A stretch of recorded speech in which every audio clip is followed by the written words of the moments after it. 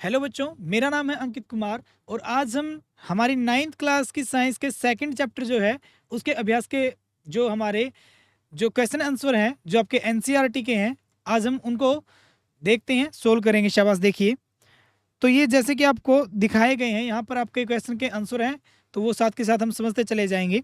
तो जैसे देखिए, शाबाश। पहला हमारा क्वेश्चन क्या है? प्रश्न नंबर 1 है हमारा कि शुद्ध पदार्थ से आप क्या समझते हैं। मैंने आपको बताया था, अगर आपको याद हो, कि शुद्ध पदार्थ क्या होते हैं। देखिए, शुद्ध पदार्थ क्या बताया गया था कि जो एक ही तरह के तत्वों से मिलकर बना हो, यानी कि अगर वो एक ही तरह के कणों से मिलकर बना है तो उसे क्या बोलते हैं? हम शुद्ध पदार्थ बोलते हैं। तो क्या बताएंगे? शाबाश। कि शुद्ध पदार्थ वह पदार्थ होता है जिसके सभी कणों की रासायनिक प्रकृति समान हो। रासायनिक प्रकृति का मतलब रासायनिक गुणधर्म अगर उनके समान है, एक तरह के वो कण है, तो उन्हें क्या बोला जाएगा? शुद्ध पदार्थ कहा जाता है। शुद्ध पदार्थ एक ही प्रकार के कणों से मिलकर बना होता है। जैसे सभी तत्व, सोना हो गया, तो मैंने आपको बताया था कि सोना, अगर सोने की कोई भी चीज हम ले रखी है हमने, तो उसमें सिर्फ सोने के ही क्या होंगे? कण होंगे, यानी कि वो सिर्फ सोने के कणों से मिलकर ही बना होगा, उसमें कोई और कण नहीं मिलेगा। उसी तरीके से लोहा हो गया हमारा, कोई यौगिक हो सकता है, जैसे मीथेन हो गई, वो मीथेन के ही जो हमारे जो यौगिक होते हैं उनसे मिलकर बनी होती है। चीनी हो गया, चीनी के यौगिकों से मिलकर बनी होती है, तो उनको हम क्या बोलते हैं? शुद्ध पदार्थ बोलते हैं। हो जाएगा। दूसरा क्वेश्चन हमारा क्या? देखिए, शाबाश। समांगी और विषमांगी मिश्रणों में हमें क्या करना है? अंतर स्पष्ट करना है। यानी कि समांगी मिश्रण क्या होते हैं और विषमांगी मिश्रण क्या होते हैं। तो देखिए, समांगी मिश्रण की जब हम बात करते हैं तो समांगी मिश्रण किसको बोला जाता था? मैंने आपको बताया था, समांगी मिश्रण उसको बोला जाएगा जिसमें कण जो हैं एक दूसरे के साथ अच्छे तरीके से घुल मिल गए हैं, यानी कि उनको अलग अलग नहीं देखा जा सकता। तो हम क्या बताएंगे? शाबाश। अंतर स्पष्ट करना है तो 2 से 3 पॉइंट हमें लिखने होंगे। समांगी मिश्रण क्या होगा? समांगी मिश्रण पदार्थों का संगठन पूरे द्रव्यमान में एक समान होता है। यानी कि अगर आपने कोई पानी ले लिया, उसमें अगर आपने नमक मिला दिया, तो नमक पूरे के पूरे उस जल में अच्छे तरीके से फैला होगा, हर जगह पर वो मौजूद होगा। लेकिन जब बात करते हैं विषमांगी मिश्रण की, उसमें पदार्थ का संगठन जो पूरे द्रव्यमान में एक समान नहीं होता। जैसे कि हमने क्या कर लिया, एक गिलास और कोई भी हमने पानी का गिलास ले लिया, उसमें हमने क्या कर दिया? उसमें हमने जो चौक का पाउडर है वो डालना शुरू कर दिया, तो कहीं ना कहीं आपको नीचे बैठता हुआ दिखाई दे जाएगा। यहाँ पे ज़्यादा हो गया, यहाँ पे कम है, यहाँ पे बहुत ज़्यादा है, यहाँ पे छोटे छोटे इसके कण हैं। तो यानी कि वो अच्छे तरीके से पूरे के पूरे उस विलायक में नहीं फैला, यानी कि जो हमारा घोल था उसमें वो अच्छे तरीके से नहीं फैल पाया। लेकिन हाँ, समांगी मिश्रण क्या करता है? पूरे के पूरे उस विलयन में वो क्या होता है? समावेशित होता है। हो जाएगा। दूसरा पॉइंट देखते हैं। शाबाश। इसमें विभिन्न अवयवों के बीच स्पष्ट पृथक्कन सीमाएं नहीं होती। यानी कि इसका मतलब क्या है कि इसमें जो दो से या दो से ज्यादा पदार्थ मिलाए गए हैं, उनकी परत को हम अलग अलग नहीं दे सकते। यानी कि उनके कणों को अलग अलग देखना बहुत क्या होता है? मुश्किल होता है। तो यानी कि इनमें जैसे नमक डाल दिया हमने इसमें पानी में, तो हमने क्या देखा कि नमक इसमें पूरा घुल जाएगा, और जैसे ही घुलेगा, क्या आप नमक को और पानी को अलग अलग देख पाते हो? बिल्कुल भी नहीं। तो समांगी मिश्रण में क्या होता है? जो हमने पदार्थ मिला रखा है, उसमें जो विलेय पदार्थ मिलाया गया है, वो हम अलग अलग विलेय और विलायक के जो पदार्थ के जो कण हैं उनको हम अलग अलग नहीं देख सकते। लेकिन जब विषमांगी की बात आती है, जैसे हमने चौक को मिलाया था, या हमने कोई भी मान लिया ऑयल ले लिया, कोई तेल डाल दिया हमारे जल के अंदर, वो भी अलग अलग परत बना लेगा, चौक की भी अलग अलग हो जाएगी परतें। तो यानी इस तरीके से हम क्या देख सकते हैं? दोनों पदार्थों के कणों को अलग अलग देख सकते हैं। तो इसमें क्या होगा? विभिन्न अवयव जो होंगे, जो मिलाए जाएंगे, उनके बीच में स्पष्ट पृथक्करण सीमाएं होती हैं। यानी कि अलग अलग करने वाली एक ऐसी रेखा होगी जिससे आप अलग अलग कर पाओगे कि इससे ऊपर वाला जल है और नीचे जो है वो चौक का पाउडर है या ऑयल है या जो भी चीज है। हो जाएगा। तीसरा पॉइंट हम क्या दे सकते हैं? इनके उदाहरणों के आधार पर बता सकते हैं अंतर इनका। विलयन समांगी मिश्रण होते हैं, इसलिए इसका जैसे उदाहरण हो गया जल में चीनी का मिश्रण, और इसमें क्या हो गया? जल में चौक का निलंबन। निलंबन का मतलब क्या बताया था मैंने आपको? कि लटके हुए हैं, वो पूरे उसमें लटके हुए हैं, जब छोड़ दिया जाएगा वो नीचे बैठ जाएंगे। लेकिन एक होता है क्या? अच्छे तरीके से उसका मिश्रण, मिश्रण मतलब वो घुल चुका है, अच्छे तरीके से उसके अंदर वो घुल चुका है, विलयन बन चुका है वो। हो जाएगा। तो यानी कि समांगी और विषमांगी में हम अंतर स्पष्ट कर सकते हैं। शाबाश। अब देखते हैं जो पृष्ठ संख्या 20 पर आपको दिए गए हैं, क्योंकि एनसीईआरटी के क्वेश्चन आपके जो चैप्टर के बीच से होते हैं वहां से लिए गए हैं। तो जो हमारा इसका पहला जो क्वेश्चन है वो देखिए क्या है, उदाहरण के साथ समांगी और विषमांगी मिश्रणों में विभेद कीजिए, अंतर बताइए। जैसे इस तरीके से किया था, हम अब उनकी क्या करेंगे, उनकी डेफिनेशन, परिभाषाओं के आधार पर हम उनके बीच में अंतर स्पष्ट करते हैं। ठीक है, समांगी एवं विषमांगी मिश्रण किसे कहते हैं और प्रत्येक संवर्ग का एक उदाहरण दीजिए। ये आपके क्वेश्चन में दोनों तरीकों से आ सकता है आपके क्वेश्चन पेपर के अंदर। तो देखिए, सबसे पहले हम बताएंगे समांगी मिश्रण। तो क्या बताया गया था समांगी मिश्रण, जिसमें कणों को अलग अलग देखना मुश्किल था, यानी कि जो संगठन था मिश्रणों का वह संगठन जिसमें एक समान हो, यानी कि एक ऐसा मिश्रण जिसमें संगठन जो होगा, मिश्रणों का जो संगठन है वो एक समान हो, यानी कि वो अच्छे तरीके से घुले हुए हो एक दूसरे के अंदर, उसे क्या कहते हैं, समांगी मिश्रण कहलाते हैं। जैसे क्या हो गया, जल में चीनी का मिश्रण या जल में नमक का मिश्रण, ये क्या हो गए, हमारे समांगी मिश्रण कहलाते हैं। हो जाएगा। विषमांगी देख लेते हैं, शाबाश। विषमांगी की बात आती है तो हम क्या देखते हैं, विषमांगी में हम बताएंगे कि जिन मिश्रणों का संगठन एक समान ना हो, यानी कि जब वो घुले तो वो एक समान संगठन ना बना पाए, यानी कि उनकी परत वहां पर अलग अलग हो जाए, तो उसे हम क्या बोलेंगे ना, कि घोल एक जैसा ना बना पाए, एक समांगी मिश्रण ना बना पाए, तो उसको तो क्या बोलेंगे हम, विषमांगी मिश्रण कहते हैं। जैसे रेत और नमक का मिश्रण, रेत और नमक के कण आसानी से एक दूसरे से अलग देखे जा सकते हैं, और नमक व चीनी का मिश्रण, कि नमक और चीनी को ठोस मिला रखे हैं, तो यानी कि जो नमक में जब चीनी को मिला दिया जाएगा तब क्या होगा, उनको अलग अलग देखा जा सकता है। तो इस तरीके से हम बता सकते हैं कि समांगी मिश्रण क्या होते हैं और विषमांगी मिश्रण क्या होते हैं। हो जाएगा, आगे बढ़ते हैं, शाबाश।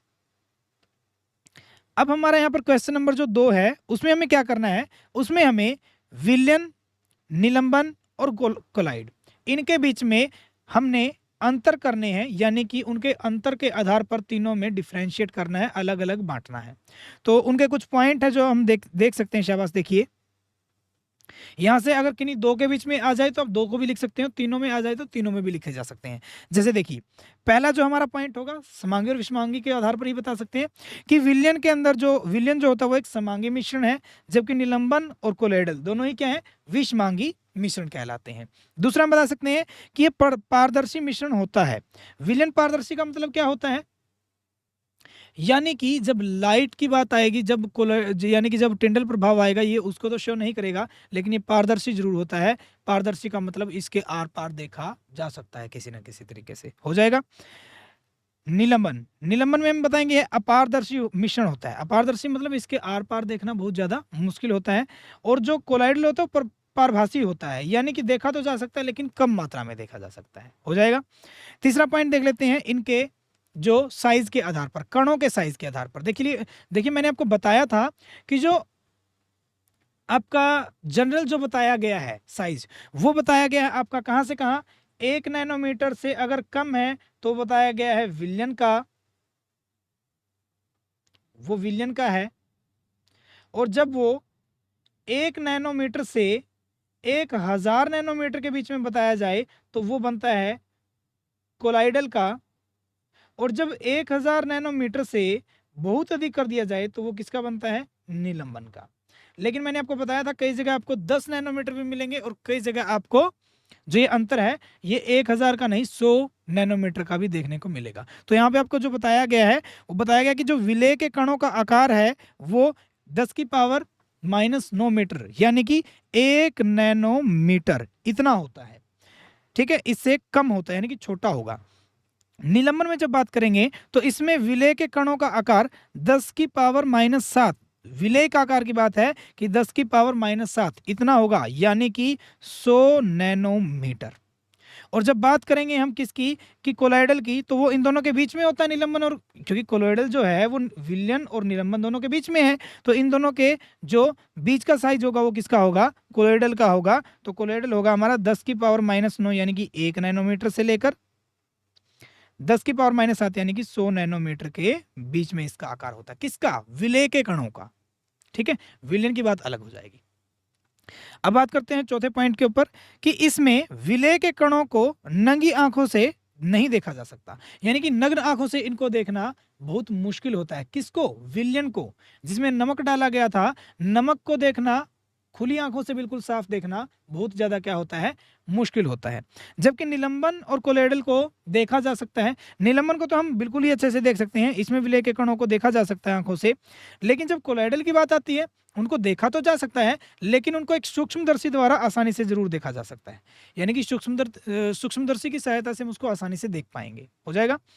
फिर हम बताएंगे, देखिए 5वें पॉइंट के ऊपर, कि इसमें विलेय के कणों को छानकर पृथक नहीं किया जा सकता।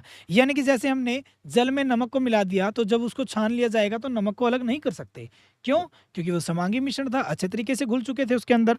लेकिन जब बात किसकी करेंगे, हम निलंबन की बात करते हैं, तो निलंबन में उन कणों को छानकर पृथक किया जा सकता है, क्योंकि निलंबन में कणों का साइज 1000 नैनोमीटर से भी अधिक था।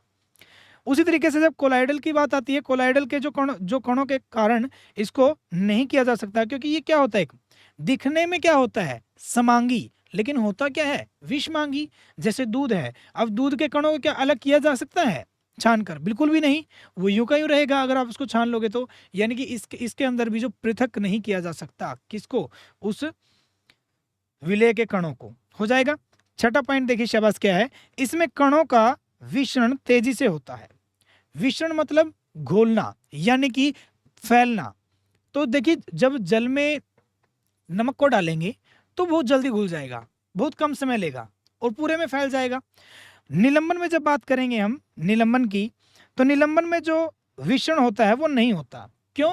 क्योंकि घुलते ही नहीं है, तो विषण क्या होगा, फैलेंगे कहां पर वो। कोलाइडल में जो विषण होगा वो होगा तो जरूर, यानी कि फैलेंगे तो, लेकिन वो धीरे धीरे फैलते हैं। क्या करते हैं? धीरे धीरे फैलते हैं। तो इस तरीके से हम बता सकते हैं, विलयन में जो विषण है वो तेज होता है, निलंबन में होता ही नहीं है, कोलाइडल में जो होता है वो धीरे धीरे होता है। उसके बाद देखते हैं शाबाश, उनकी स्थायी है या अस्थायी। इस पॉइंट को भी हम ज्यादा इंपॉर्टेंट पॉइंट है आपके लिए। तो देखिए विलयन स्थायी होते हैं। स्थायी का मतलब क्या था, कि एक बार घोल दिया तो घोल दिया, उसके बाद वो अलग अलग नहीं किए जा सकते, यानी कि रासायनिक तौर पे बिना किसी कंडीशन के हम उनको अलग नहीं कर सकते। निलंबन की बात करते हैं, तो निलंबन एक अस्थायी मिश्रण है। क्यों? क्योंकि इसमें जब घोल दिया जाएगा वो घुले हुए दिखाई देंगे, लटके हुए दिखाई देंगे, छोड़ दिया जाएगा साथ उस घोल को, तो वो कण नीचे बैठ जाएंगे, जो विलेय के कण है वो नीचे बैठना शुरू हो जाएंगे। जो कोलाइडल है वो भी एक स्थायी है। क्यों? क्योंकि घोल दिया तो घुल गया। जैसे थोड़े से हमने जल में क्या किया, दूध और डाल दिया हमने, जो जल में जब घुल जाएगा वो दूध अच्छे तरीके से, तो उस जो हमारा जल था उसका भी वो कलर क्या कर देगा, पूरा का पूरा व्हाइट कर देगा, यानी कि सफेद कर देता है। क्या उसको फिर अलग अलग किया जा सकता है? बिल्कुल भी नहीं। तो इस तरीके से हम देख सकते हैं कि यह कोलाइडल जो होता है वो भी क्या होता है, एक स्थायी मिश्रण होता है। लास्ट पॉइंट हमारा है कि विलयन टिंडल प्रभाव को नहीं दिखाते, क्योंकि मैंने आपको बताया था टिंडल प्रभाव को दिखाने के लिए कम से कम कणों का साइज इतना जरूर होना चाहिए कि जो वो लाइट है वो उन कणों से टकराकर फैल सके, प्रकीर्णन हो सके लाइट का वहां पर। तो यानी कि इनके कण इतने छोटे हैं कि टिंडल प्रभाव को नहीं दिखाते, यानी कि रास्ता नहीं बताते हैं लाइट का। निलंबन जो है वो अच्छे से रास्ता बता देते हैं, तो इसलिए टिंडल प्रभाव को दिखाते हैं। और जब कोलाइडल की बात आती है तो ये भी टिंडल प्रभाव को दिखाते हैं, क्योंकि इनके कणों के ऊपर जब लाइट गिरेगी, इतना जरूर होता है इनके कणों का साइज कि जब लाइट गिरे तो वो फैल जाए। हो जाएगा। अब उदाहरण देख सकते हैं, जैसे पानी में चीनी का विलयन, ये भी क्या है, एक हमारा विलयन का, यानी कि अच्छे तरीके से घुल जाएगा। निलंबन में हम देख सकते हैं पानी में चौक पाउडर या रेत का मिश्रण, वो अच्छे से नहीं घुलेगा, नीचे बैठ जाएगा। और कोलाइडल की बात करते हैं तो जैसे दूध या रक्त, इनको मिला जो ये हमारे मिश्रण है, ये क्या है हमारे, ये कोलाइडल होते हैं। हो जाएगा। तो इस तरीके से हम विलयन, निलंबन और कोलाइडल में अंतर स्पष्ट कर सकते थे उनके पॉइंटों के आधार पर। आगे बढ़ते हैं और अगला हमारा क्वेश्चन आता है, तीसरा क्वेश्चन जो है हमारा, कि एक संतृप्त विलयन बनाने के लिए, कैसा विलयन बनाना है, संतृप्त। मैंने आपको बताया था संतृप्त विलयन क्या होता है। संतृप्त वह विलयन होगा जिसमें कोई भी चीज, मान लिया देखिए हमने यहाँ पे क्या किया, जल ले लिया, ठीक है, और इसमें कितनी चम्मच घुल सकती है, सिर्फ 5।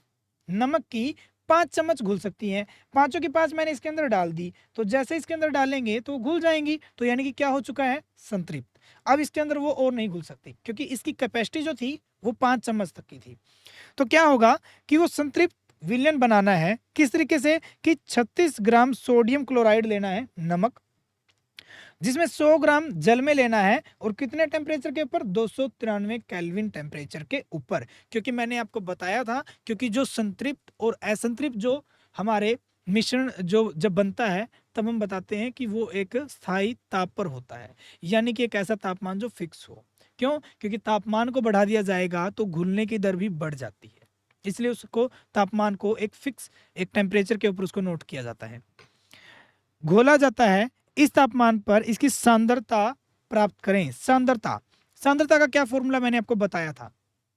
जब सांद्रता की बात करते थे तो सिंपल फॉर्मूला मैंने आपको बताया था, ऊपर हो जाएगा विलेय का द्रव्यमान और नीचे हो जाएगा विलयन का द्रव्यमान और इनटू में क्या हो जाएगा 100, क्योंकि परसेंटेज निकालना है। तो देखिए शाबाश, सबसे पहले बात करते हैं, मान लीजिए हमारा वो क्या है, जल है, जो कितने ग्राम है हमारा जल हमारा है 100 ग्राम। नमक जो हमने उसके अंदर डाला, वो कितना है हमारा, वो है हमारा 36 ग्राम। जो हमारा सोडियम क्लोराइड है वो 36 ग्राम है। कितना टेम्परेचर है, 293, यानी कि इतना ही रखना है। अब क्या करेंगे, जैसे इन दोनों को डाला तो ये एक विलयन तैयार करेंगे और उस विलयन का कितना बन गया, दोनों को ऐड कर दीजिए, 136 ग्राम उस विलयन का द्रव्यमान बन चुका है।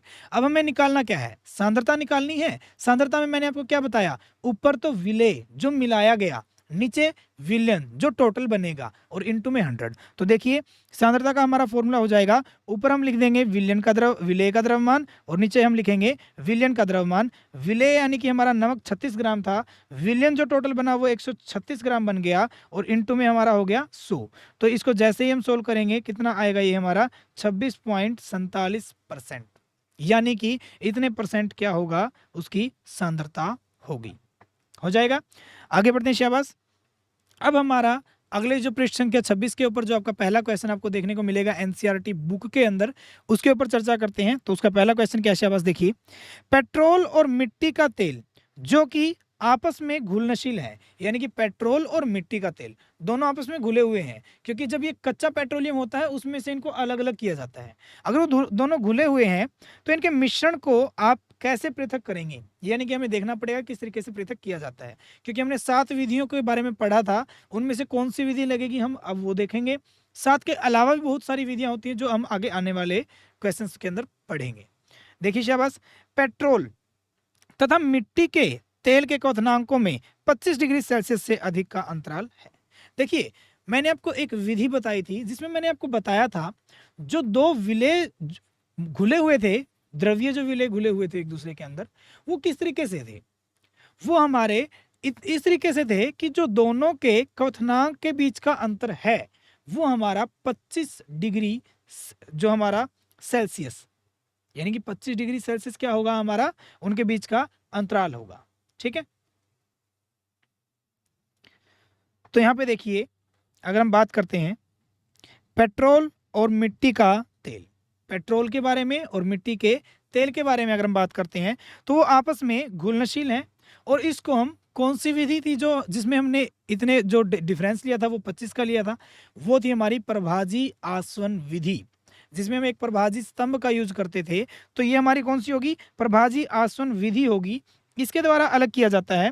प्रभाजी आसवन विधि में ऐसे दो द्रव्यों को अलग करने के लिए प्रयोग किया जाता है इस विधि का, जिनके क्वथनांकों के बीच कितने का डिफरेंस है, 25 डिग्री सेल्सियस तापमान का डिफरेंस है। तो देखिए शाबाश, अब ये आपको डायग्राम दिखा रखा है जिसकी मदद से आप देख सकते हैं क्या है। यहाँ पर देखिए ये हमारा आसवन फ्लास्क है जिसमें दोनों का मिश्रण लिया जाएगा। यहाँ पर ये हमारा प्रभाजी स्तंभ है जिसमें जो ये छोटे छोटे आपको दिख रहे हैं ये हमारे क्या हैं, कांच की जो छोटे छोटे टुकड़े हैं। ठीक है, छोटे छोटे टुकड़े हैं और यहाँ पर ऊपर कोर्क लगाया गया, थर्मोमीटर इसके अंदर डाल दिया गया है क्योंकि टेम्परेचर को नोट किया जाएगा। उसके बाद यहाँ से हमने क्या किया, इसको यहाँ से एक नली के द्वारा इसको नीचे कहाँ पे पहुंचाया गया है, यहाँ पर एक बीकर में डाल दिया गया है ताकि यहाँ से जो हमारा कंडेंस यानी कि ठंडा होकर जो द्रव आएगा वो यहाँ पे इकट्ठा हो जाएगा। और इसके बाहर एक ऐसी ट्यूब लगाई गई है जिसमें से ठंडा जल जो है वो गुजारा जाएगा। नीचे से जैसे हम उसको गुजारेंगे ऊपर से वो निकलता जाएगा। क्यों? क्योंकि जब यहाँ से वो गैस बनकर आएगा तो उसको ठंडा करना पड़ेगा। कम तापमान पर वो किस में बदल जाएगा, द्रव अवस्था में बदल जाएगा और यहाँ पर वो इकट्ठा कर लिया जाएगा। तो देखिए क्या होगा, यहाँ पे हमारी दो चीजें ऐड हैं। क्या क्या ऐड है यहाँ पर हमारी शाबाश, एक तो है हमारा पेट्रोल, और दूसरा क्या है हमारा मिट्टी का तेल, मिट्टी का तेल। तो दोनों के बीच में अगर 25 डिग्री सेल्सियस का तापमान का अंतर है क्वथनांकों के बीच, तो एक का क्वथनांक अगर हमारा क्या होगा 100 पर, अगर मान लिया 1 मिनट के लिए मान लीजिए, उदाहरण के आधार पर बता रहा हूं आपको, एक का मान लिया 100 डिग्री सेल्सियस पे वो क्या करता है क्वथनांक है उसका, तो दूसरे का 25 डिग्री सेल्सियस कम भी हो सकता है ज्यादा भी, यानी कि या तो होगा 75 डिग्री सेल्सियस या क्या हो सकता है 125 डिग्री सेल्सियस से उससे ज्यादा। तो इस तरीके से हम देख सकते हैं कि इसमें एक आसवन फ्लास्क तथा संगणक होता है, जैसे कि आपको दिखाया गया है यहाँ पे, ये आसवन फ्लास्क हो गई हमारी और ये हो गया संगणक जिसमें ठंडा किया जाएगा। आसवन फ्लास्क तथा संगणक के बीच प्रभाजी स्तंभ का प्रयोग किया जाता है, ये इनके दोनों के बीच में ही एक प्रभाजी स्तंभ लगा दिया गया है यहाँ पर आपको।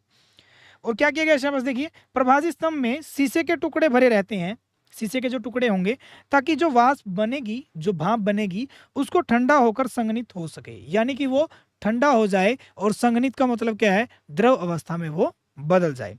मिट्टी के तेल का क्वथनांक पेट्रोल से ज्यादा होता है। देखिए मिट्टी के तेल का क्वथनांक जो है वो पेट्रोल से ज्यादा है, तो सबसे पहले उड़ेगा कौन, यानी कि क्वथनांक जो है वो मिट्टी के तेल का ज्यादा है और पेट्रोल का उससे कम है, तो जाहिर सी बात है कौन उड़ेगा, जिसका कम है, यानी कि पेट्रोल उड़ना स्टार्ट हो जाएगा।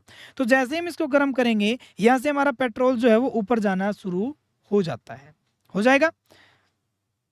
तो देखिए मिट्टी के तेल के वाष्प प्रभाजी स्तंभ में ठंडे होकर, यानी कि जब मिट्टी के तेल के जो वाष्प बनेगी जब इसकी, तो ये प्रभाजी स्तंभ में जाएंगे, वहां पर ठंडे हो जाएंगे। ठंडा होने का मतलब क्या है, जब उनके अंदर वो, उनके कणों के अंदर जो ऊष्मा थी उसको बोलते थे वाष्पीकरण की गुप्त ऊष्मा, और वो ऊष्मा को वो निकाल देंगे, छोड़ देंगे, रिलीज कर देंगे, तभी तो वो ठंडे होंगे। अब वो जो निकाली गई ऊष्मा है उसको कौन अवशोषित करेगा, उसको अवशोषित करेगा हमारा जो पेट्रोल है। तो देखिए जो प्रभाजी स्तंभ में ठंडे होकर गुप्त ऊष्मा छोड़ते हैं, जो कम क्वथनांक वाले पेट्रोल द्वारा ग्रहण कर ली जाती है, क्योंकि इसका क्वथनांक कम है तो ये ग्रहण कर लेगा, और जैसे ही ये ग्रहण करेगा उस ऊष्मा को, ये गैस में बदलना शुरू होगा, और जैसे ही गैस में बदलेगा पेट्रोल वाष्प बनकर संगणक में से गुजरकर, यानी कि यहाँ से वाष्प बनेगा और ये संगणक में से ऐसे आएगा, फ्लास्क में एकत्रित हो जाता है। यहाँ से संगणक में से आएगा, इसको ठंडा कर दिया जाएगा, वो हमारा द्रव अवस्था में बदल जाएगा, यहाँ से वो जो है इकट्ठा कर लिया जाता है। तो इस तरीके से हम पेट्रोल को तो अलग कर लिया जाएगा, और जो वहां पर हमारा क्या हुआ था, जो हमारे वाष्प बनकर पेट्रोल ऊपर, जो हमारा मिट्टी का तेल ऊपर गया था वो ठंडा हो चुका है, वो वापस से नीचे बैठ जाएगा, तो यहाँ पर हमारा मिट्टी का तेल रह जाएगा और जो पेट्रोल है वो हमें यहाँ पर मिल जाता है। तो इस तरीके से हम पेट्रोल और मिट्टी के तेल को अलग कर सकते हैं, जबकि वो दोनों एक दूसरे के साथ अच्छे तरीके से घुले हुए थे। हो जाएगा, आगे बढ़ते हैं शाबाश। दूसरा जो प्रश्न आता है आपका वो क्या है शाबाश देखिए, पृथक करने की सामान्य विधियों के नाम दें। यहां से हमें बताना है कि इन जो अभिक्रियाएं हो रही हैं ये किस विधि से अलग की जा सकती हैं। जैसे देखिए पहला है हमारा दही से मक्खन। दही से जब हम मक्खन निकालते हैं तो आपको पता है, मैंने आपको बताया था एक मशीन जो होगी, एक ऐसी मशीन का यूज किया जाएगा जो गोल गोल उसको घुमाएगी, और जहां पर गोल गोल घुमाने की बात आई थी तो मैंने आपको बताया था दो आपके जो उसके ऊपर बल लगते हैं, एक तो अपकेंद्रण बल और दूसरा अभिकेंद्र बल। तो अपकेंद्रण विधि अगर आपको याद आ गया होगा, तो अपकेंद्रण विधि के द्वारा हम इसको क्या कर सकते हैं, दही से मक्खन को आसानी से निकाल लेते हैं। इसमें होता क्या था, गोल गोल घुमाया जाएगा, भारी कण नीचे बैठ जाएंगे, हल्के ऊपर आ जाएंगे। तो इस तरीके से हम अपकेंद्रण विधि से दही से मक्खन बना सकते हैं। उसके बाद दूसरा देखते हैं समुद्री जल से नमक। देखिए नमक एक क्रिस्टल बनेगा, यानी कि सॉलिड फॉर्म में होगा, ठोस होगा। समुद्री जो जल है वो हमारा द्रव अवस्था में है, तो कैसे निकाला गया था कि वो उसको भाप बनाकर उड़ा दें, यानी कि वाष्पीकरण विधि, या लास्ट हमारा था क्रिस्टलीकरण विधि, क्रिस्टल बना दें उसके अच्छे से। तो यानी कि दोनों विधियों का यूज कर सकते हैं, वाष्पीकरण विधि भी और क्रिस्टलीकरण भी विधि का यूज कर सकते हैं। और लास्ट में हमने एक पॉइंट भी किया था कि जो क्रिस्टलीकरण विधि है वो क्यों उत्तम है, किससे, उस वाष्पीकरण विधि से। लेकिन फिर भी इन दोनों से ही हम क्या कर सकते हैं, उस नमक को निकाला जा सकता है समुद्री जल से। तीसरा है नमक से कपूर को निकालना। कपूर उड़ जाएगा, जब नमक से कपूर उड़ाना होगा तो आपको याद होगा कोई ऐसी चीज जो ठोस अवस्था से सीधा गैस में बदलती थी ऊर्ध्वपातन अभिक्रिया कहलाती थी। वो विधि क्या थी हमारी? ऊर्ध्वपातन विधि थी, जिसमें कपूर जो है वो सीधा गैस में उड़ जाएगा जब उसको गर्म किया जाएगा और नमक हमारा वहीं रह जाएगा। तो इस तरीके से हम इनको अलग कर सकते हैं। तीसरा क्वेश्चन देखते हैं शाबाश, देखिए, क्रिस्टलीकरण विधि से किस प्रकार के मिश्रणों को पृथक किया जा सकता है? यानी क्रिस्टलीकरण विधि जो है इसे किस तरीके से यूज किया जाएगा और कैसे मिश्रण होंगे जिनको अलग किया जाएगा। तो देखिए, क्रिस्टलीकरण यह वह विधि है जिससे शुद्ध ठोस पदार्थों को, क्रिस्टल बनाने हैं तो ठोस पदार्थ जो है उनको शुद्ध करने के लिए विलयन में से अलग किया जा सकता है। जैसे नमक को अलग किया जाएगा जलीय विलयन में से नमक के शुद्ध क्रिस्टल बनाने के लिए। तो इस तरीके से हम देख सकते हैं कि क्रिस्टलीकरण विधि का यूज किया जा सकता है। किसके लिए? नमक को निकालने के लिए जल में से। उसके बाद देखते हैं शाबाश, हमारा जो पृष्ठ संख्या 27 होगी आपके एनसीईआरटी बुक के अंदर, तो उसके ऊपर आपको प्रश्न नंबर 1 दिखेगा। यहाँ पे हमें जनरली बताने हैं सिर्फ कि निम्न को रासायनिक और भौतिक परिवर्तनों में वर्गीकृत कीजिए। बताने हैं रासायनिक है या भौतिक है। तो देखिए, अब हम देखते हैं रासायनिक और भौतिक जो है आपके, कि पेड़ों का कटना, पेड़ों का कटना क्या है?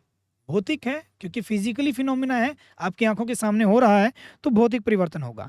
मक्खन का एक बर्तन में पिघलना, उसने अपना क्या किया? उसने अपनी अवस्था को बदल लिया, ठोस से किस में बदल गया? वो द्रव में। तो यानी कि वो भी हमारा क्या है? एक भौतिक परिवर्तन है, क्योंकि भौतिक अवस्थाएं बदल रही हैं उनकी। अलमारी में जंग लगना, ये एक रासायनिक प्रक्रिया है, क्योंकि जब जंग लगता है तो एक रासायनिक अभिक्रिया होती है जिसके कारण जंग लगना शुरू होता है। तो यानी कि हम बोलेंगे कि ये क्या है? एक रासायनिक परिवर्तन है। शाबाश, अगला देख सकते हैं, जल का उबल कर वाष्प बनना, यानी कि भाप में बदल जाना। ये भी हमारा भौतिक परिवर्तन है। क्यों? क्योंकि जल हमारा द्रव अवस्था में है और उससे गैसीय अवस्था में वो बदल रहा है, तो अपने वो भौतिक जो अपने गुण को बदल रहा है। विद्युत तरंग का जल में प्रवाहित होना, यानी कि कोई ऐसी विद्युत की तरंग जो जल में से जा रही है और हाइड्रोजन व ऑक्सीजन गैसों में विघटित होना, यानी कि हाइड्रोजन और ऑक्सीजन जो गैस है उनमें अलग अलग बट जाना, वो क्या हमारी एक रासायनिक परिवर्तन है, क्योंकि उनको अलग अलग करना एक रासायनिक परिवर्तन के द्वारा किया जाएगा। फिजिकली हम उसको नहीं कर सकते। उसके बाद जल में साधारण नमक का घुलना, ये भी भौतिक परिवर्तन है। जैसे घोला जाएगा वो भी हमारा क्या होगा? एक तरल अवस्था में मिल जाएगा हमें, वो भी भौतिक परिवर्तन देखा जा सकता है। फलों से सलाद बनाना भौतिक परिवर्तन है। लकड़ी और कागज का जलना, ये एक रासायनिक परिवर्तन है, क्योंकि जब लकड़ी और कागज जलते हैं तो वो ऑक्सीजन की प्रेजेंस में जलेंगे, यानी कि ऑक्सीजन वहां पर मौजूद होगी, जिसके कारण एक अभिक्रिया होगी और वहां से बहुत सारी कार्बन डाइऑक्साइड गैस भी निकलेगी जो रासायनिक अभिक्रियाओं के द्वारा होती है। हो जाएगा। अगला देखते हैं शाबाश, हम दूसरा क्वेश्चन जो इसका है, अपने आसपास की चीजों को शुद्ध पदार्थों या मिश्रण से अलग करने का प्रयत्न करें। जैसे हम कर सकते हैं, बहुत सारे हम ऐसे एग्जांपल ले सकते हैं। शुद्ध पदार्थ जैसे लोहा हो गया, तांबा, सोना, चीनी, नमक, जल, ये एक ही तरह से जो तत्वों से मिलकर, यानी कि जो हमारे कणों से मिलकर बने, तो इसलिए इनको शुद्ध पदार्थ बोलते हैं। मिश्रण क्या ले सकते हैं? पानी और चीनी का मिश्रण है, तो इसमें से हम चीनी को अलग, मतलब कि जो चीनी है वो शुद्ध पदार्थ है हमारा, ठीक है। या मतलब ये मिश्रण बन चुका है। सोडा वाटर ले सकते हैं, दूध, शाही या रक्त, ये हमारे मिश्रण हो गए और ऊपर वाले हमारे शुद्ध पदार्थ हो गए। इनकी हम क्या कर सकते हैं? अलग अलग लेकर हम इनका प्रयत्न कर सकते हैं, ठीक है। अब आते हैं आपके अभ्यास के प्रश्न। तो यानी कि अभ्यास के जो प्रश्न है आपके एनसीईआरटी बुक के, जो मोस्ट इंपोर्टेंट हैं, तो उसका जो पहला प्रश्न है, इसमें आपने विधियां बतानी है कि कौन सी विधि लगाई जाएगी पृथक्करण करने के लिए, अलग करने के लिए। देखिए, पढ़ते हैं शाबाश। सबसे पहला, सोडियम क्लोराइड यानी कि नमक को जल के विलयन में से अलग करने के लिए कौन सी विधि का यूज करते थे? आपको पता होगा, वाष्पीकरण विधि या क्रिस्टलीकरण विधि। अभी हमने थोड़ी देर पहले ही उसको देखा था। उसके बाद देखिए शाबाश, हम देख सकते हैं यहां से, अमोनियम क्लोराइड को सोडियम क्लोराइड तथा अमोनियम क्लोराइड के मिश्रण से पृथक करने के लिए, दोनों के दोनों ठोस हैं, अलग किया जाएगा। याद कीजिए, मैंने आपको बताया था, जो ठोस से सीधा गैस में बदले, वहां पे हमारा क्या हो जाएगा? वहां पे ऊर्ध्वपातन अभिक्रिया, यानी कि ऊर्ध्वपातन अभिक्रिया के द्वारा, ऊर्ध्वपातन विधि के द्वारा हम उसको अलग कर सकते हैं। तो यहाँ से इसका आंसर हो जाएगा ऊर्ध्वपातन विधि। तीसरा हमारा, धातु के छोटे टुकड़े को कार के इंजन ऑयल से पृथक करने के लिए, यानी कि धातु के अगर छोटे छोटे टुकड़े जो हैं कार के इंजन ऑयल में अगर वो हैं, तो उनको अलग करने के लिए क्या किया जाएगा? जाहिर सी बात है कि उनको जैसे ही अलग किया जाएगा, वो छोटे छोटे जो कण होंगे उसमें द्रव अवस्था में जो मिले हुए होंगे उनको छान कर भी अलग से निकाला जा सकता है। तो इसलिए हम इसको लिख सकते हैं कि वो छानना जो है, छानकर उस विधि का, छानकर उस छानने की जो विधि है उससे हम उसको अलग कर सकते हैं। फिर हम देखते हैं शाबाश, दही से मक्खन निकालने के लिए, ये मैंने आपको बता ही दिया कि गोल गोल घुमाया जाएगा तो आपका अपकेंद्रण विधि हो गई, तो इसके लिए अपकेंद्रण विधि का प्रयोग करते हैं। उसके बाद जल से तेल निकालने के लिए, ये आपको बताया गया था, जल से तेल निकालना, दोनों की अलग अलग परत बन जाएंगी और वहां से उनको अलग कर लिया जाएगा। पृथक्करण कीप के द्वारा किया गया था, तो इसलिए हम इसको क्या लिखेंगे, पृथक्करण कीप का प्रयोग करके इसको अलग किया जा सकता है। फिर हम देख सकते हैं चाय से चाय की पत्तियों को पृथक करने के लिए, ये भी हम छान कर सकते हैं, क्योंकि जो पत्तियां हैं, जो हमारी चाय की जो पत्तियां हैं वो बहुत बड़े बड़े उनके कण होते हैं जिनको छान कर भी अलग किया जा सकता है, तो इसलिए हम लिखेंगे छानने की विधि के द्वारा। अगला देख सकते हैं शाबाश, बालू से लोहे की पिनों को पृथक करने के लिए, लोहे की पिनों को पृथक करने के लिए बालू से, तो हम क्या कर सकते हैं, इसमें जो दिखाया गया कि मैग्नेट यानी एक चुंबक का यूज कर लेते हैं। चुंबक से क्या होगा, जो लोहे के जो छोटी छोटी कीलें हैं वो चिपक जाएंगी और जो हमारा बालू है वो एक साइड निकल जाता है। तो इस तरीके से हम यहाँ पर चुंबकीय पृथक्करण विधि का भी यूज कर सकते हैं, क्योंकि आपने सिर्फ 7 पढ़ी है, ये उनसे आगे हैं। भूसे से गेहूं के दाने को पृथक करने के लिए, ये भी हम देख सकते हैं, भूसे से जो मतलब कि फटका कर, यानी कि उसको बिल्कुल झाड़ कर अच्छे तरीके से, तब हम उसको अलग कर सकते हैं, तो इस विधि से हम उसको अलग कर सकते हैं।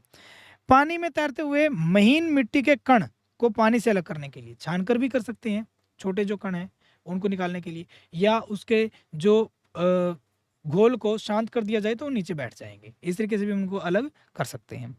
पुष्प की पंखुड़ियों के निचोड़ से विभिन्न रंजकों को पृथक करने के लिए, अलग अलग, यहाँ पे हम क्रोमेटोग्राफी का भी यूज कर सकते हैं, ठीक है। तो यहाँ पे ये हमारे क्या हो गए, जो क्वेश्चन आंसर हमारे हो चुके हैं, क्रोमेटोग्राफी हो गया हमारा, यहाँ पे हमारे फिल्टीकरण हो गया जिसको हम भारण विधि भी कहते हैं, नीचे बैठ जाएंगे, तो ये हमारी दोनों विधियां हो चुकी हैं। उसके बाद देखिए शाबाश, जो दूसरा क्वेश्चन है हमारा वो है कि चाय तैयार करने के लिए आप किन किन चरणों का प्रयोग करेंगे, यानी कि कौन कौन से चरण होंगे, कि विलयन, विलायक, विलेय, घुलना, घुलनशील, घुलनशील, अघुलनशील, घुले यानी कि फिल्ट्रेट, तथा अवशेष शब्दों का प्रयोग करें, यानी कि इन शब्दों के द्वारा बताना किस तरीके से हम यूज करते हैं।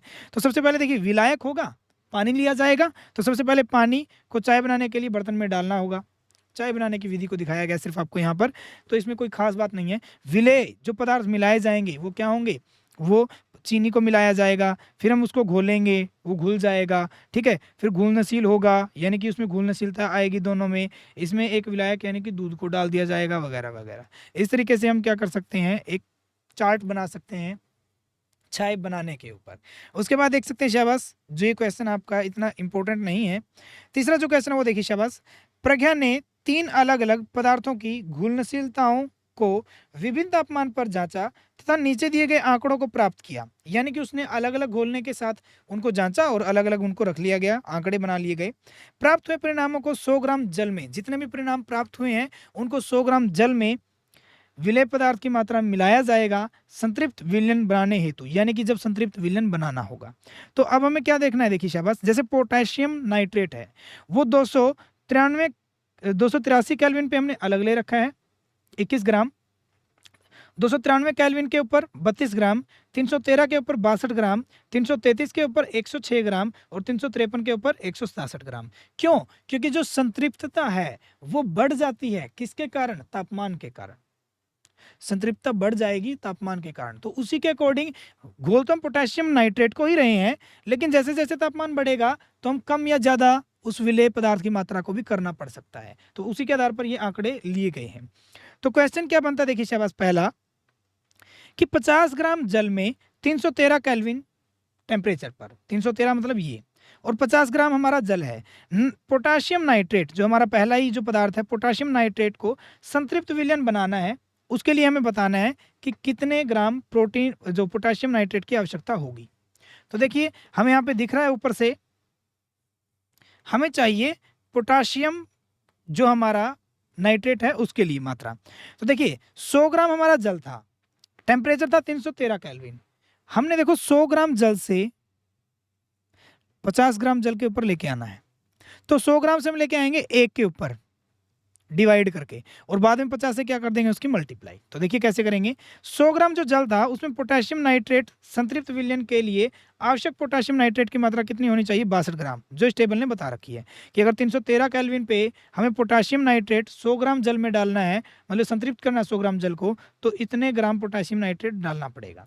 लेकिन अब ये डाला गया 100 ग्राम में, हमें देखना किस पे है, क्वेश्चन किस पे है, 50 ग्राम जल में। तो देखिए क्या होगा हमारा, तो 62 ग्राम हो गया। जब 1 ग्राम जल की बात करेंगे तो 100 किस में आ जाएगा, 62 के डिवाइड में आ जाएगा, तो 62/100 ग्राम हो गया। और जब 1 ग्राम जल से अब किसके ऊपर जा रहे हैं हम, 50 ग्राम जल के ऊपर, तो 50 से हमने इसको गुणा कर दिया और क्या बना हमारा, 31 ग्राम वो हमारा पोटेशियम नाइट्रेट बना। यानी कि 50 ग्राम अगर जल को आप 313 केल्विन पर, कितने पर, 313 केल्विन टेम्परेचर पर 50 ग्राम अगर जल को संतृप्त करना चाहते हैं, किसके द्वारा, पोटेशियम नाइट्रेट के द्वारा, तो कितना पोटेशियम नाइट्रेट मिलाया जाएगा कि वो संतृप्त हो जाए, वो हमें 31 ग्राम मिलाना होगा। हो जाएगा। अगला बढ़ते हैं बस दूसरे क्वेश्चन की ओर।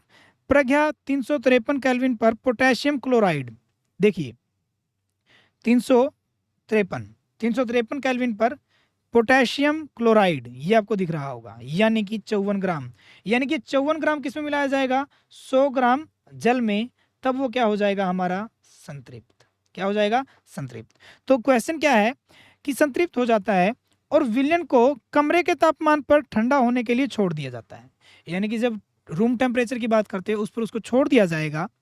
जब विलयन ठंडा होगा तो वह क्या अवलोकित करेगी, स्पष्ट करें, मतलब क्या चीज वो अवलोकित करता है, क्या बनता है। देखिए शाबाश, जो 353 केल्विन टेम्परेचर बहुत ज्यादा टेम्परेचर हो गया, उस टेम्परेचर के ऊपर जो पोटेशियम क्लोराइड है उसका एक विलयन प्राप्त होगा हमें, और उस विलयन को जैसे ठंडा छोड़ दिया जाएगा तो वो संतृप्त हो जाएगा, और जिससे पोटेशियम क्लोराइड के क्या बनते हुए आपको दिखाई देंगे, क्रिस्टल बनते हुए दिखाई देंगे। जैसे मैंने आपको कॉपर सल्फेट के बारे में बताया था, पानी में घोल दिया, छोड़ दिया कुछ समय के लिए रूम टेम्परेचर के ऊपर, तो नीचे उसके क्रिस्टल बनना शुरू हो गए, अशुद्धियां जो है वो आपकी निकल चुकी है पानी के अंदर।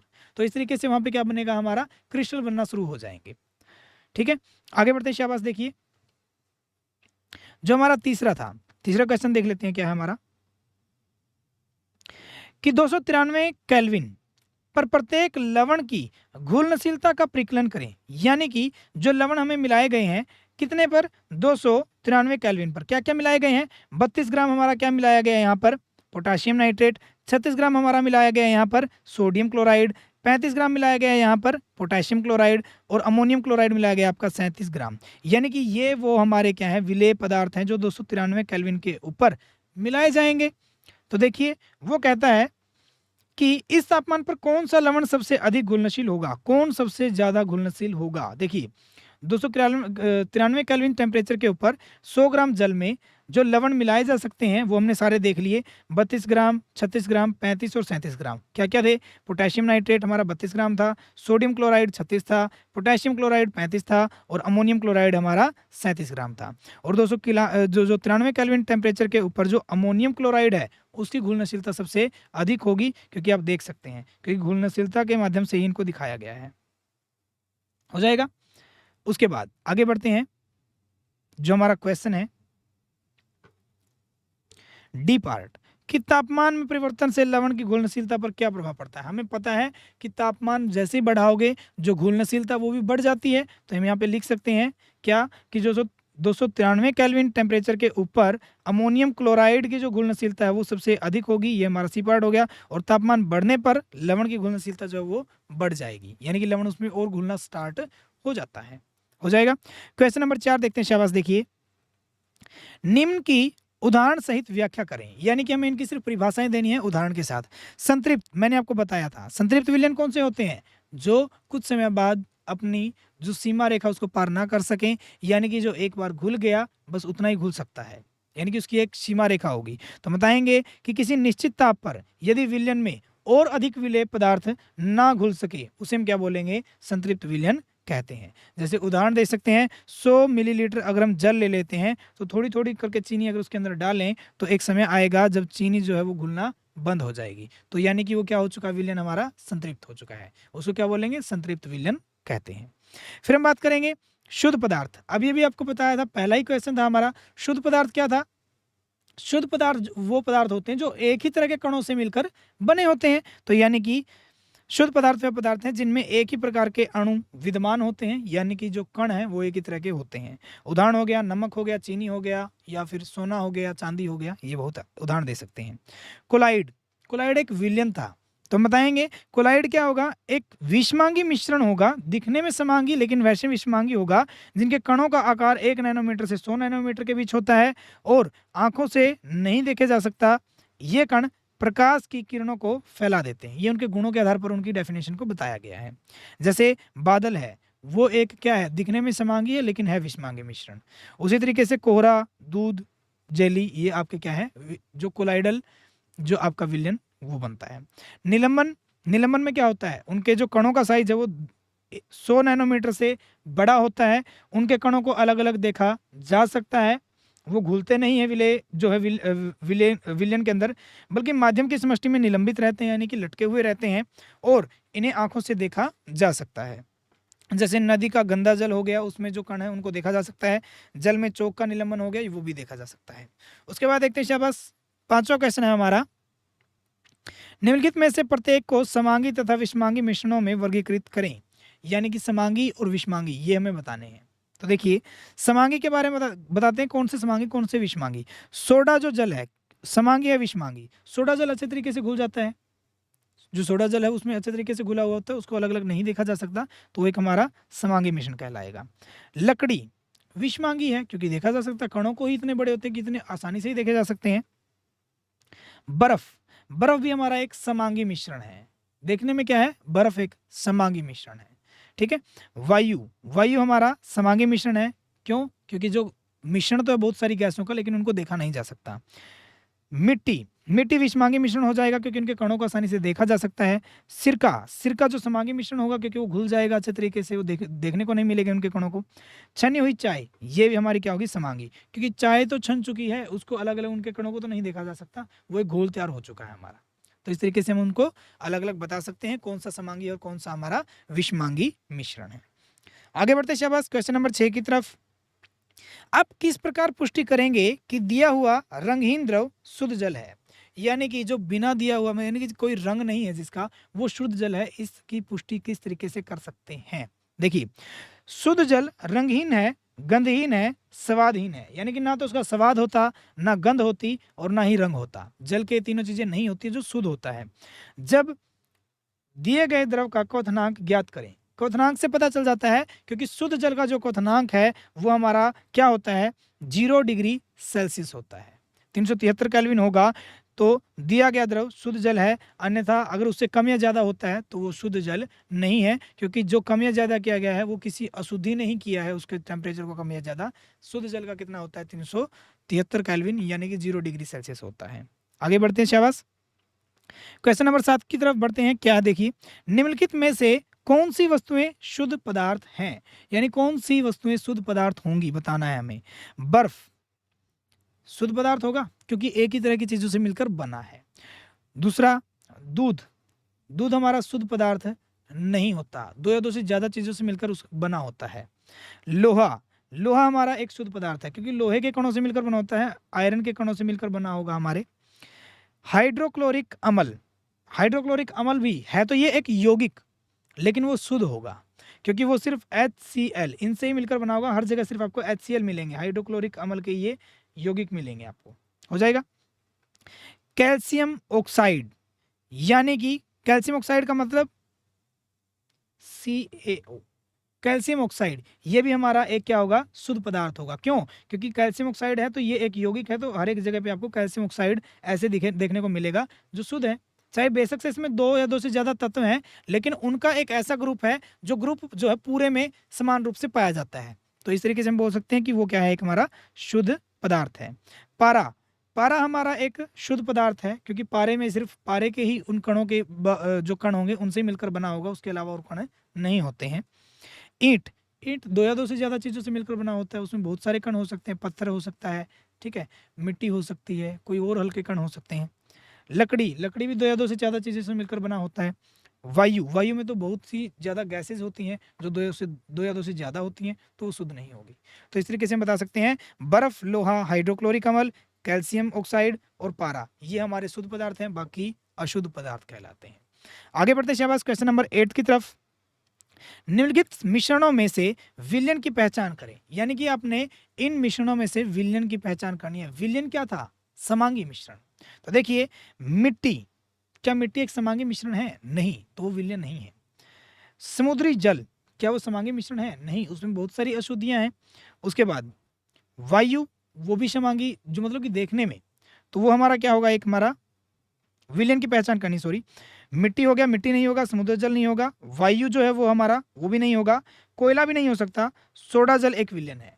क्यों? क्योंकि एक घोल है, तो इसलिए हम इसको क्या बोल सकते हैं? विलयन हम बोल सकते हैं। हो जाएगा। आगे बढ़ते हैं शाबाश। क्वेश्चन नंबर 9 की तरफ बढ़ते हैं। क्या दे रखा है शाबाश? देखिए, निम्नलिखित में से कौन टिंडल प्रभाव को प्रदर्शित करेगा? यानी कि टिंडल प्रभाव कौन दिखाता है? तो उनके गुणधर्म के आधार पर ही देखा जा सकता है। नमक का घोल क्या होता है? समांगी मिश्रण, जो नहीं दिखाएगा। दूध दिखा सकता है, क्योंकि ये क्या है? कोलाइडल था, कोलाइडल का उदाहरण था, तो कोलाइडल दिखाता था। कॉपर सल्फेट का विलयन, कॉपर सल्फेट का विलयन भी नहीं दिखा सकते, क्योंकि वो अच्छे तरीके से घुल जाएगा, वो नहीं दिखाएगा। स्टॉर्च विलयन ये दिखा सकता है, क्योंकि स्टॉर्च विलयन जो है वो घुला नहीं होगा उसके अंदर अच्छी तरीके से, तो वो कणों को के द्वारा प्रकाश के पाथ को, रास्ते को देखा जा सकता है। तो दूध और स्टॉर्च विलयन टिंडल प्रभाव को प्रदर्शित करते हैं, बाकी प्रदर्शित नहीं करते। क्वेश्चन नंबर 10 की तरफ बढ़ते हैं शाबाश। निम्नलिखित को तत्व, यौगिक तथा मिश्रण में वर्गीकृत कीजिए। यानी कि तत्व कौन से हैं, यौगिक कौन से हैं और मिश्रण कौन से हैं। देखिए, सोडियम सिर्फ Na तत्व है, जो हमारा, मैंने आपको 118 आपको तत्व दिखाए थे वहां पर टेबल के अंदर, तो उनमें से ही था सोडियम, तो ये हमारा क्या होगा? एक तत्व होगा। उसके बाद देखिए, तत्व की बात कर रखी, सोडियम, जो हमारा सोडियम है, चांदी हमारा एक तत्व होगा यहाँ पर, क्योंकि मिट्टी नहीं हो सकता, चीनी का घोल नहीं हो सकता, कैल्शियम कार्बोनेट नहीं हो सकता। टिन, टिन हमारा क्या हो सकता है? एक तत्व होगा, क्योंकि टिन जो है वो तत्व होगा, क्योंकि वो तत्व ही होता है। उसके बाद सिलिकॉन, सिलिकॉन भी हमारा एक तत्व होता है, जो SI सिंबल से दिखाया जाता है, तो ये हमारे तत्व हो गए। फिर बात करते हैं यौगिक। यौगिक जो है दो या दो से ज्यादा तत्वों से मिलकर बने हैं। जैसे जैसे हम बात करते हैं यहाँ पर कैल्शियम कार्बोनेट, दो या दो से ज्यादा तत्वों से, कैल्शियम और कार्बोनेट, तो यानी कि CaCO3, यानी कि कैल्शियम है, कार्बन है, ऑक्सीजन है, इनसे मिलकर बना है, तो दो से ज्यादा हो गया, तो ये बन गया यौगिक, तो इसको बोलते हैं यौगिक। ठीक है। आगे देखते हैं साबुन। साबुन भी हमारा इसी तरीके से, साबुन का एक फॉर्मूला होता है, जो क्या होता है? केमिकली जो यौगिक जो है, यौगिक बनता है, तो यानी कि साबुन भी हमारा किस में आ गया? यौगिक में। मीथेन, मीथेन हमारी गैस होती है, जिसका फॉर्मूला होता है CH4, तो ये दो या दो से ज्यादा तत्वों से मिलकर बना है, तो इसलिए ये भी क्या होगा? हमारा यौगिक होगा। उसके बाद कार्बन डाइऑक्साइड, ये भी हमारा क्या होगा? CO2, यानी कि एक कार्बन दो ऑक्सीजन, ये भी तत्वों से मिलकर बना, तो ये भी क्या होगा? यौगिक होगा। उसके बाद बात करते हैं मिट्टी। मिट्टी में बहुत सारी चीजें मिली होती हैं, तो इसलिए मिट्टी जो है वो हमारा क्या है? एक मिश्रण है। और कौन सा मिश्रण है? विषमांगी मिश्रण। चीनी का घोल, चीनी का घोल क्या है? अब जल में हमने क्या किया? चीनी को मिला दिया, और क्या देखा कि ये घोल बन गया। तो देखिए, तत्व नहीं, यौगिक मिल रहे हैं आपस में। अगर अकेला यौगिक था तो वो यौगिक कहलाता, यौगिक भी मिल रहे हैं आपस में, तो एक मिश्रण तैयार हो रहा है, तो यानी कि ये भी हमारा क्या कहलाएगा? मिश्रण कहलाता है। कोयला भी एक मिश्रण होता है हमारा, वायु भी बहुत सारी गैसेस का मिश्रण होता है, और रक्त में भी बहुत सारा मिश्रण होता है, हीमोग्लोबिन का, प्लाज्मा, बहुत सारी चीजें आपकी मिली होती हैं। तो ये हमारे तत्व, यौगिक और मिश्रण, इनके आधार पर हम इनको अलग अलग कर सकते हैं। आगे देखते हैं शाबाश। देखिए, निम्नलिखित में से कौन कौन से परिवर्तन रासायनिक हैं? यानी कि कौन कौन से जो आपके परिवर्तन होंगे जो रासायनिक होंगे, कौन कौन से हैं जो भौतिक, जो भौतिक होंगे उनको अलग निकाल देंगे, बाकी जो क्या होंगे वो रासायनिक होंगे। पौधों में वृद्धि होना, पौधों में वृद्धि क्या है? रासायनिक परिवर्तन है। क्यों? रासायनिक तौर पर वो बढ़ रहा है हमारा। ठीक है। दूसरा हम देख सकते हैं लोहे में जंग लगना, ये भी हमारा क्या है? एक रासायनिक परिवर्तन है, लोहे में जंग लगना। लोहे के चूर्ण तथा बालू को मिलाना, ये हमारा रासायनिक नहीं है, क्योंकि वो मिलेंगे ही नहीं, तो रासायनिक परिवर्तन नहीं होगा। खाना पकाना, रासायनिक परिवर्तन होगा खाने पकाने में भी, क्योंकि खाना पकाने के बाद आपको कुछ और जो है पदार्थ मिलेगा, जो आपका, जिसके जो रासायनिक गुणधर्म है वो अलग होंगे। भोजन का पाचन, ये भी हमारा एक रासायनिक परिवर्तन होगा। जल से बर्फ बनना, जल से जो बर्फ बनना है वो हमारा रासायनिक परिवर्तन नहीं है, क्योंकि हमने देखा था जो भौतिक परिवर्तन होगा, क्योंकि उनकी अवस्थाओं में बदलाव आएगा, रासायनिक गुणधर्म नहीं बदलेंगे। मोमबत्ती का जलना, ये हमारा क्या होगा, एक रासायनिक परिवर्तन होता है। ठीक है, तो ये हमारे क्या होंगे, रासायनिक परिवर्तन कहलाते हैं। तो आज के लेक्चर में बच्चों इतना ही। होपली आपको ये सारे क्वेश्चन समझ में आ गए होंगे आपके एनसीईआरटी बुक के। बाकी हम करेंगे अगले लेक्चर में। आज के लिए इतना ही, धन्यवाद।